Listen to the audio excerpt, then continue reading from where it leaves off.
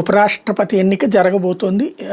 సుదర్శన్ రెడ్డి ఓడిపోవడం ఖాయం. అదే సందర్భంలో జగదీప్ ధన్కడ్ ప్లేస్లో ఇటు రామ్నాథన్ గెలవటము ఖాయం. కాకపోతే ఈలోపు ఒక విచిత్రమైనటువంటి అంశం జరిగింది. వాస్తవంగా ఉపరాష్ట్రపతి ఎన్నికల్లో పోటీ చేయాలి అంటే 22 మంది ఎంపీలు లోక్సభ అయినా రాజ్యసభ అయినా సంతకం చేయాలి. ఇలాగా ఒక అతను జాకబ్ జోసెఫ్ అని కేరళకి చెందినటువంటి ఒక వ్యక్తి తను చేసేసాడు, నామినేషన్ వేశాడు. ఆ నామినేషన్లో సంతకాలు 22 మంది ఎంపీలై ఉన్నాయి.